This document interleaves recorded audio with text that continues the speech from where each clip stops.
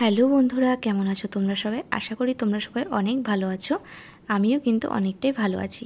তো দেখতে পাচ্ছ আমরা কিন্তু রেডি হয়ে গিয়েছি। তো এখন যাব একটু ঘোরাঘুরি করতে দুই ভাগনাকে নিয়ে। বাড়িতে দুই ভাগনা এসছে, তোমরা অনেকেই জানো। তো এটা হচ্ছে আমার বড় ভাইপো। তো এই ভাইপো মিষ্টিকে কোলে করে নিয়ে যাচ্ছে, টোটোতে এখন উঠবো আমরা। তো তারপর কোথায় যাব সবটাই তোমাদেরকে ভিডিওতে দেখাবো। তো তোমাদের অনেকটাই কিন্তু ভালো লাগবে এই ভিডিওটা দেখতে। আমরা কিন্তু তিনজন না, আমরা কিন্তু মোট 5 জন এসেছি। তো দিদি আর আমার আরেক ভাগনা গেছে স্কুটিতে করে। তো 4 জন 5 জন তো যাওয়া সম্ভব না স্কুটিতে করে, সেই জন্য আমরা টোটোতে করে যাচ্ছি। আর এই যে দেখো মিষ্টি কিন্তু ওর মিমির হাত ধরে যাচ্ছে সিদ্ধেশ্বরীতে। তো আমরা কিছু শপিং করার আছে, সেটা শপিং করে তারপর আমরা যাব অন্য জায়গাতে।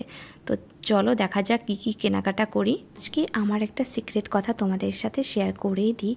জানো তো বন্ধুরা, আমি না শপিং করতে গেলে বা যা কিছু কেনাকাটা করতে যাই, আমার না একদম মাথা গুলিয়ে যায়। বিশেষ করে আমি একা তো কিচ্ছু কিনতেই পারি না। আমার সাথে আমার দিদি বা আমার মা না গেলে আমি কিচ্ছু কিনতে পারি না। আর যদিও বা কিনি, সেটা আমার হয়তো ফেরত দিতে হয়, না হলে আমি ওটা পরতে পারি না। এতটাই আমার মানে কি বলবো, এই জিনিসটা খুবই বাজে। তো সিক্রেট কথাটা তোমাদেরকে আজকে শেয়ার করেই দিলাম। তো এটাই হচ্ছিল কি নেব করে এই কুর্তিটা কিন্তু আমার পছন্দ হলো। তো পয়লা বৈশাখের জন্য এই কুর্তিটা নিলাম। তো কেমন হয়েছে তোমরা কমেন্টে কিন্তু জানিও। তো এবার কিন্তু আমরা চলে এসেছি বেথুয়ার একটা রেস্টুরেন্টে। তো এখানে আমরা আর কি দেখছি মেনু কার্ডে কী কী নেওয়া যায়। তো চলো দেখা যাক দিদি কি অর্ডার করে। দেখো ফাইনালি আমরা কিন্তু বিরিয়ানি অর্ডার করেছিলাম, আর স্টার্টারে ছিল বারবিকিউ চিকেন উইংস। তো চলো সেটা খাওয়া দাওয়া হয়ে গেছে। তো ভিডিও করা হয়নি। তো কি মনে হলো যে না, ভিডিও তো করা হয়নি, এবার তাহলে ভিডিও করতে হবে। আরেকটা কথা বলে দিই, আজকে কিন্তু আমার পেটটা পুরোটাই ফুল লোড ছিল। কিন্তু কি করব বলো, আমি ভেবে এসেছি যে না কিছু খাবো না, তোদের থেকে একটু বিরিয়ানি খাবো।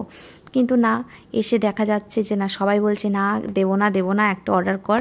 তো যাই হোক আমি আবার এক্সট্রা করে আরেকটা বিরিয়ানি অর্ডার করলাম। তো পুরোটা খেতে পারিনি, ওদেরকে আবার দিয়ে দিয়েছি। তো স্বাভাবিক এটা খাওয়া সম্ভবও না, আর সাথে কোল্ড ড্রিঙ্কসটা ছিল বলে একটু খেতে পেরেছি। তো যাই হোক বিরিয়ানিটা কিন্তু খুবই সুন্দর ছিল। আর আমার মাম্মামও কিন্তু খুব ভালো খেয়েছে জানো তো। আর মাম্মাম এত রেস্টুরেন্টে আসতে পছন্দ করে কি বলবো, মানে ওর জন্যই আসা। আরেকটা কথা তোমাদেরকে সেটাও বলতে চাই না, কিন্তু বলতে বাধ্য জানো তো।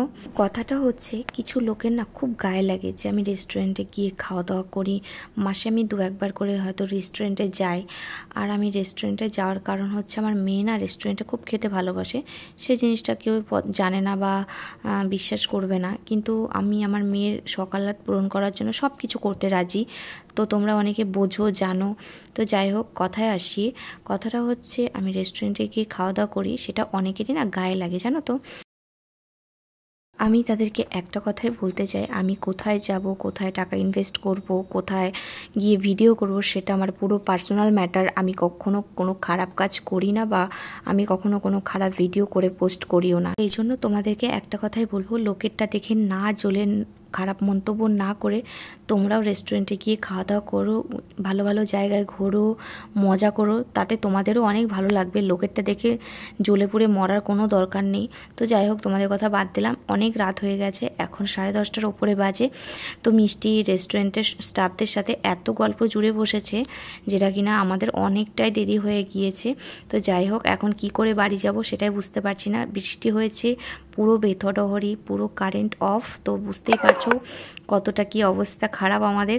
তো মাথায় হাত পড়েছে আমার একদম। ভগবানের কৃপায় একটা টোটো পেয়েছি, তবুও সেই টোটোটা আমাদের বাড়ি পর্যন্ত যাবে না, হসপিটাল রেলগেট পর্যন্তই যাবে। তো সেই টোটোটায় আমি মিষ্টি আর ভাইপো উঠে পড়লাম। তো আমার কাছে খুচরো টাকাও ছিল না। তো দিদি আমাকে স্কুটি থেকে হাত বাড়িয়ে ওর পার্সটা দিল, যে নে পার্সটে খুচরো টাকা আছে সেটা দিয়ে টোটোওয়ালাকে দিয়ে দিস। আর আমার কাছে নোট টাকা ছিল।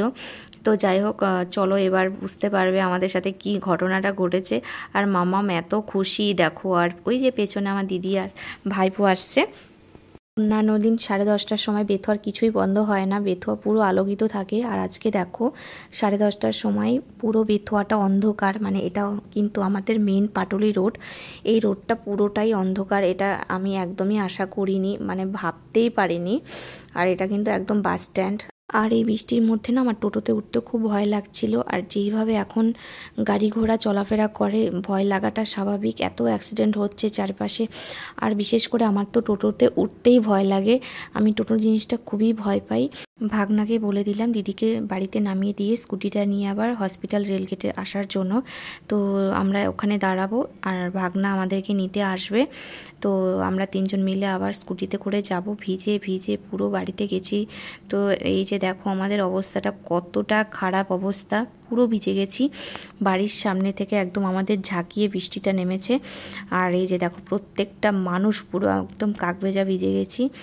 তো দেখতে পাচ্ছ সব থেকে ভিজেছে রিজু, আর আমার মেয়েকে একদম ঢেকে ঢুকে বাড়িতে এনেছি। তো চলো